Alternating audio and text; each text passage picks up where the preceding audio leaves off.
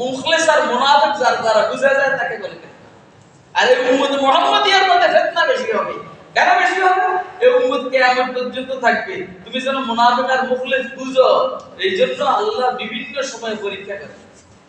অতএব আজমতে সাহাবাকে যারা ভালো চোখে দেখবে, এই সংগঠনকে সাহাবায়ে কেরামের আজমত, এই সংগঠনটাকে যারা ভালো চোখে দেখবে, ইনশাআল্লাহ আমরা বলবো এরা মুখলিস মুমিন।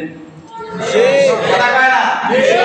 মুখলিস মুমিন। আর যারা আজমতে সাহাবা এই সংগঠনটাকে বাঁকা চোখে দেখবে, খারাপ নজরে দেখবে, আমি অন্তত এতটুকু বলতে আজকে আল্লাহ দয়া করে মরিয়ার কাছে বইলে পেলাম, মুসলিম মগর ফাসিক মুসলিম অথবা মুনাফিক মুসলিম। ঠিক।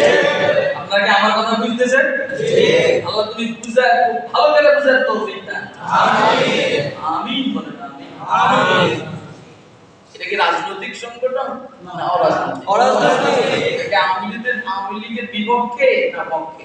কারণ আচ্ছা দেখেন বিপক্ষে কেন? নিরপেক্ষ। অর্থাৎ আজমতে সাহাবা বাংলাদেশ যে সংগঠনটা, এই দেশের যারা জাগতিক শুধু ক্ষমতার জন্য আর টাকার জন্য রাজনীতি করে, এটা কি কারো বিপক্ষে না নিরপেক্ষ? নিরপেক্ষ। আপনারা কি এই কথাটা বুঝছেন? জি, নিরপেক্ষ। এটা জামাতের সংগঠন, এটা আওয়ামী লীগের সংগঠন, এটা বিএনপির সংগঠন, এটা জাতীয় পার্টির সংগঠন। আলহামদুলিল্লাহ, এটা আমাদের আওয়ামী লীগের সংগঠন, মাননীয় প্রধানমন্ত্রীর সংগঠন, সেনাপ্রধানের সংগঠন, বিমান বাহিনীর নৌবাহিনীর সংগঠন, সোট ডাকাত যত আছে শুধু কেবল মুসলমান হইলে হয় সবার সংগঠন। ঠিক। কথা কয় না? ঠিক। আজমতে সাহাবা, রাসূলের সাহাবায়ে কেরামের সম্মান শুধু কেবল মুমিন মুলবিরে করবে না, সবাই করবে। সবাই করবে। বুঝেছেন না? বলেন না? উপায় নাই। সাহাবায়ে কেরামের সম্মান না করলে, মুহাব্বত না করলে, মুতাবাআত আর অনুসরণ না করলে উপায় আছে? না। হ্যাঁ? না। রাসূল আকরাম সাল্লাল্লাহু আলাইহি ওয়াসাল্লামের সাহাবায়ে কেরাম রাসূলের ছাত্র। আর হুজুর বলেন আনা লাকুম মিথলুল ওয়ালিদি ওয়া আল্লিমুকুম দীনাকুম।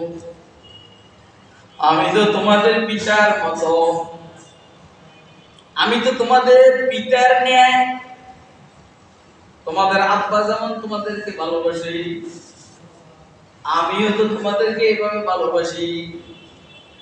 তোমাদের আব্বা তোমাদের জন্য সম্পদ রেখে যায়, আমি রাসূল তোমাদের জন্য দ্বীন আর ইসলাম রেখে গেলাম।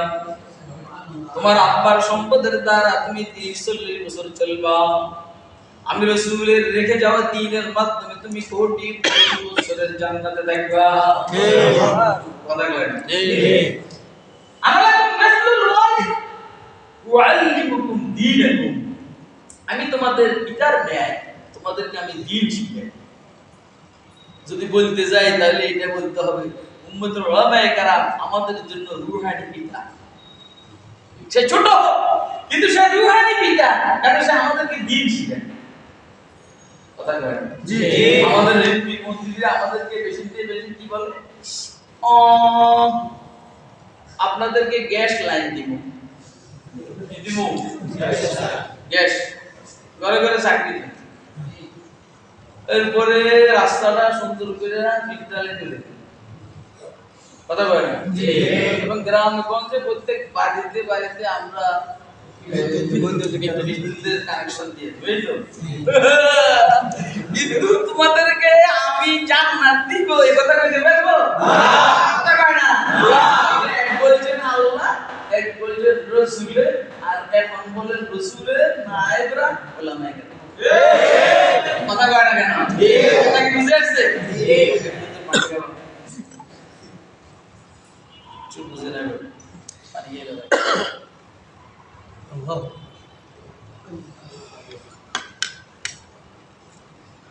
আলহামদুলিল্লাহ। তো ফিতনা খুব দ্রুত আসতেছে, যত কিয়ামতের কাছাকাছি তত ফিতনা কি ঠিক না? আপনাদেরকে আমি সহজ সরল উদাহরণ দিয়ে বুঝানোর চেষ্টা করি। আপনি ধরেন পাহাড়ের উপরে কোন পানি ঢালে, এই মাত্র ঢাললো, এই পানিটা যতটা পরিষ্কার, 70 কিলোমিটার নিচে নামবে এই পানিটা, পাহাড়ের নিচে নামতে নামতে এই পানিটা কি পরিষ্কার থাকবে না অপরিষ্কার হবে? অনেক টাইমে অপবিত্র হওয়ার সম্ভাবনা আছে। দ্বীন-ই ইসলাম যখন মক্কায় মুআজ্জামার মদিনা মুনাওয়ারার পাহাড় থেকে নামা আরম্ভ করছে নিচের দিকে, কিয়ামতের দিকে ধাবিত হচ্ছে, তখন যেইভাবে পরিষ্কার পরিচ্ছন্ন ছিল সেইভাবে পরিষ্কার পরিচ্ছন্ন কি এখন আছে? না। যে যার মত করে ইসলামের বিশ্লেষণ করে, ইসলামের ওই বিশ্লেষণটাই সঠিক যে বিশ্লেষণটা কোরআন সুন্নাহ অনুযায়ী, কোরআন হাদিস অনুযায়ী হবে, সাহাবায়ে কেরামের বক্তব্য অনুযায়ী ইসলামের যে তাশরীহ আর বিশ্লেষণ হবে সেটাই হলো সঠিক। ঠিক না? ঠিক। এখন ফিতনা কি কম না বেশি? বুঝতেছেন কথা? আমি আপনাদেরকে একটু দূরে নিয়ে যাই, কিছু ঘটনা না বললে আপনারা মজা পাবেন। আপনাদের হাতে কি সময় আছে? আপনারা কি আমাদের আরো কিছু সময় দিবেন? দেখি কে কে দিবেন। আমার তো সমস্যা তো তোমার, কতক্ষণ দিব সময় তো তোমার কবি, আমার তো ওয়াজ শুরু হয়নি, আমাকে ওয়াজ শুরু হয়েছে, আমি তো এরকম ফিতনা নিয়ে আসি।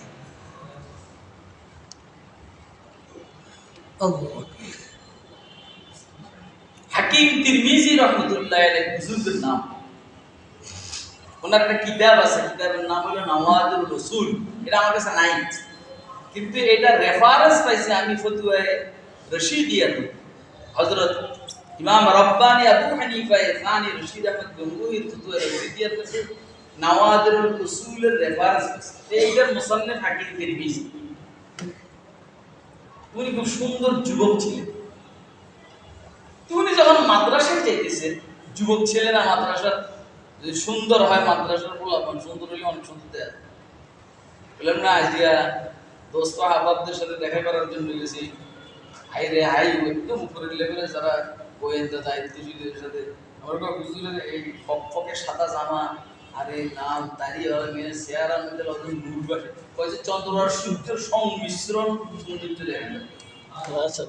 আমার কাছে কইছে কি আমাদের খুশি করে ফেললে কইছে না, আর মানুষেরও সুন্দর করে ভালো লাগে, আমার কাছে খারাপ লাগে না। আসলে মাদ্রাসার পোলাপান যদি কি ভিতরে যদি কি এলিমের নূর থাকে, আর এই দাড়ি একটু একটু উঠে উঠে বাপ, আর যদি পরিষ্কার হয় এটা দেখলে সুন্দর লাগে। জি জি, মেয়ে একটা অস্থির হয়েছে, এরকম আরো কত মেয়ে যেন অস্থির হয়েছে, কিন্তু এটার অস্থিরতা বেশি বেশি হওয়ার কারণে একদিন আইসা ওনার রাস্তার সামনে দাঁড়িয়েছে, হাকিম তোমার হাকিম, তোমাকে আমি অনেকদিন থেকে ফলো করতে মানে মার্কে রাখছি, তুমি আজকে যাইতে পারবে না, কথা বুঝতেছেন আপনার?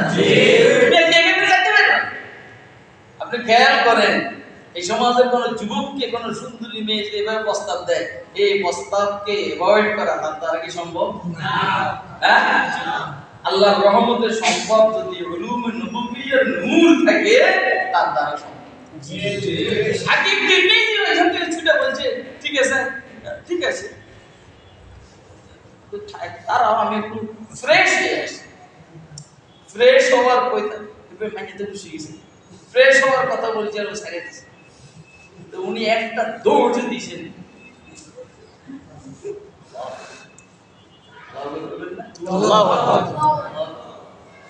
আল্লাহ তুমি আমাদেরকে ঈমান দান আমিন।